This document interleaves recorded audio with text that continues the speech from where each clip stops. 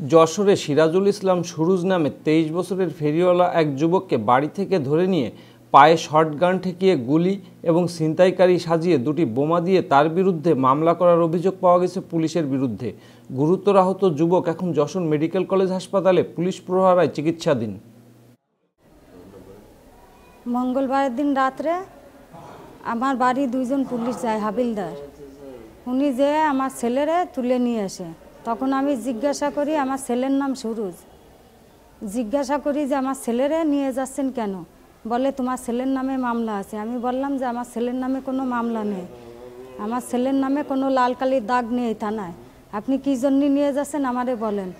বলে তোমার ছেলের নামে মামলা আছে, তুমি 20,000 টাকা দিতে পারবা?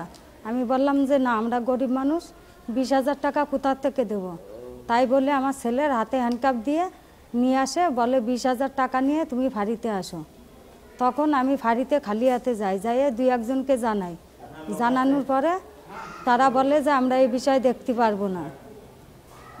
পারবো না বলে আমার ছেলেরে ওই গোডাউনের পিছনে নিয়ে, কাস্টম গোডাউনের পিছনে নিয়ে আমার ছেলেরা আমার সামনে চাইপে ধরে গুলি করে।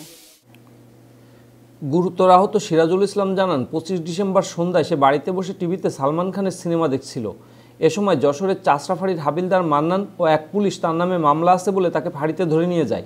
সেখানে একটি ঘরে প্রায় 1 ঘন্টা বসিয়ে রাখে। এরপর সন্ধ্যা 7টার দিকে হাবিলদার মান্নান ও 3 পুলিশ তাকে নিয়ে ডালমিল এলাকার কাস্টমস গোডাউনের পাঁচিলের পাশে শুইয়ে দেয়। এক পুলিশ তার গলার উপর পা তুলে দেয়। হাবিলদার মান্নান তার বুকের উপর বসে 2 পা শক্ত করে চেপে ধরে। অন্য পুলিশ পায়ে শটগান ঠেকিয়ে গুলি করে। আমার নাম রজনী। আমি ঘরে বসে সালমান খানের ছবি দেখছিলাম, সুরজ ভাই ও তার মা। দেখতে দুটো পুলিশ এসে সুরজ ভাই হাতে হ্যান্ডকাপ দিয়ে মোটরসাইকেলে করে নিয়ে চলে গেছে ফাঁড়িতে। তবে এ বিষয়ে হাবিলদার মান্নানের বক্তব্য হল, সিরাজুল ইসলাম সহ আরও কয়েকজন ডালমিল এলাকায় ছিনতাইয়ের প্রস্তুতি নিচ্ছিল। পুলিশের উপস্থিতি টের পেয়ে তারা পুলিশের প্রতি বোমা নিক্ষেপ করে। পুলিশ আত্মরক্ষার্থে 1 রাউন্ড গুলি চালায়। আমার নাম ফজলুল হক। আমি এখানে দোকানদারি করি, মুদিখানার দোকান। আমি দেখলাম একটা মোটরসাইকেলে 2জন পুলিশ আসিল।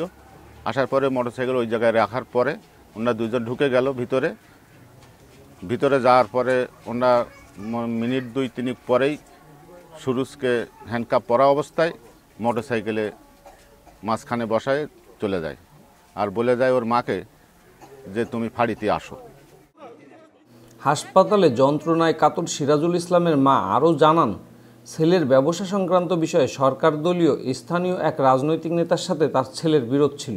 এ ঘটনার জের ধরে ওই নেতা পুলিশকে প্রভাবিত করে এ ঘটনা ঘটিয়ে থাকতে পারে।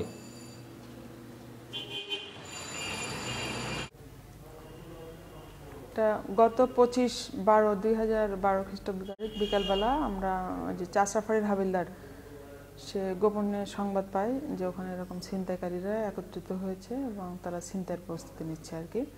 এই সংবাদ পাওয়ার পরে সে তার সাথে যে ফোর্স ছিল সেটা নিয়ে সে ঘটনাস্থলে যায় এবং ছিনতাইকারীরা তাকে দেখে বোমা নিক্ষেপ করে এবং প্রয়োজনে সে শটগানের গুলি 1 রাউন্ড গুলি করে। এটা সংক্রান্তে কোতোয়ালি থানায় একটা মামলা হয়েছে এবং এটা পরের দিন পেপারে আমরা জানতে পারি, পেপারে আসে যে না, তাকে ডেকে মানে সুরুজ যে অ্যারেস্ট হয়েছে সে ছিনতাইকারী না এবং তাকে বাড়ি থেকে ডেকে নিয়ে গুলি করা হয়েছে। এটা পত্রিকার মাধ্যমে আমরা জানতে পারি। এটা জানার পরে এটা পুলিশ সুপার মহোদয় তদন্ত নির্দেশ দিয়েছেন এবং বিষয়টা তদন্তাধীন আছে, এখনও তদন্ত চলছে, তদন্ত এখনও শেষ হয় নাই। ঘটনার শিকার দরিদ্র সিরাজুল ইসলাম ও তার পরিবার উপযুক্ত চিকিৎসা, ঘটনার বিচার ও দোষীদের শাস্তি দাবি করেছেন।